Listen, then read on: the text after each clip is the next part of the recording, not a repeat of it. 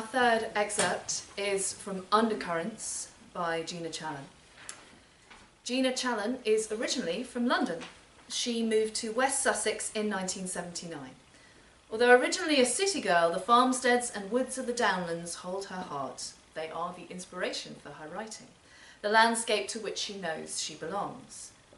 Previously, her stories have been anthologised in the Bristol Short Story Prize Volume 8, 2015, the Cinnamon Press Short Story Award Collections 2012 and 2013, and the Willesden Herald New Short Stories 8, 2014, and Rattle Tales 2, 2012. Two of her stories were shortlisted for the prestigious Bridport Prize in 2014, and she is currently working on a short story collection, which with that list of honours I'm not surprised by. In her shortlisted story, a woman facing what could be a serious time in her life finds herself involved in an unsettling encounter. Our reader is Miranda Harrison.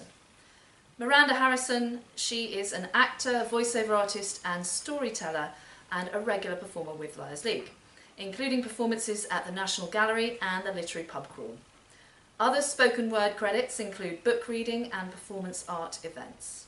Miranda is regularly cast in rehearsed readings for new theatre writing, and she also runs new writing event Page to Stage.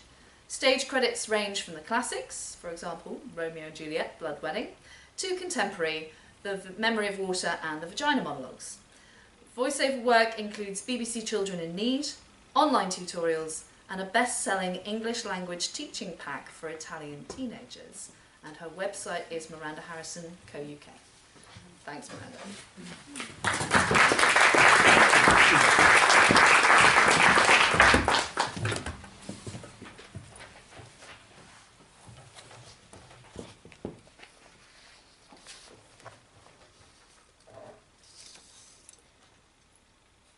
That afternoon, she walked straight through town from the surgery, crossed the bridge, and decided to cut through the fields to the place where the river looped through the floodplain. The grey walls of Arundel Castle towered above her as she made her way down Mill Road. She shivered in the shadows. Thin-soled, her shoes were made for pavements, not for a track, rutted and littered with stones. She picked her way with care in case she twisted her ankle. How silly, coming in this direction. But she hadn't felt up to bumping into people she knew and then exchanging pleasantries. Not yet. Not until she could answer in a steady voice, "I'm good. How are you?" The Arun was low. The tide was running out to sea. She stared into the currents as they twisted through the broken bones of an old pontoon and watched a plastic bottle spin in the eddies around the upright posts. The wind picked up and brought the dank smell of mud from the exposed banks. Overhead, she heard the beat of wings. A pair of mute swans flew past, necks outstretched, and dropped into the river as if their bodies were too heavy to be held by the air. They circled, touched, beak to beak. Then they turned into the flow of the water. As she walked along the towpath, she followed them towards town. As the days passed, it became easier not to leave the flat.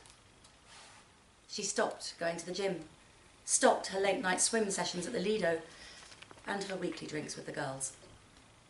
In the evenings, her voicemail buzzed constantly with friends wanting to catch up, an invite for supper, drinks. Her brother called, his voice loud above the background noise of a pub. "Hi, Ruthie! How are you? I'll pop in later in the week. Usual time? Let me know if it's a problem. We must sort out your 40th. She listened to them all and then sent brief text messages claiming the pressures of her job. She wanted to phone the office to plead a flu virus, but she wouldn't let anyone down. There were deadlines to meet, clients to deal with, and her staff to consider. It was the end of the tax year, her busiest time. She couldn't just stop, get into bed and pull the duvet over the top of her head. She told her secretary she was working from home. She started to smoke again. She fell into a strange stasis, sitting at her laptop, not looking at spreadsheets, not making recommendations or writing reports. Instead, she stared out of the window, her gaze drawn towards the river. Through the walls came the murmur of a television, a raised voice, all the faint sounds of her neighbours. She thought about the swans swimming seaward with the tide. One morning, she was surprised to find herself standing by the front door, keys clutched in her hand, her bare feet pushed into shoes and her pyjamas under her coat. That same day, around lunchtime, she smoked her last cigarette. How foolish she was to fall into the habit again after so many years. She would stop. But later, her need for nicotine consumed her. It forced her out of the flat and into the shops. Amongst the shoppers and tourists, she felt insubstantial, as if she were nothing more than her own jagged shadow.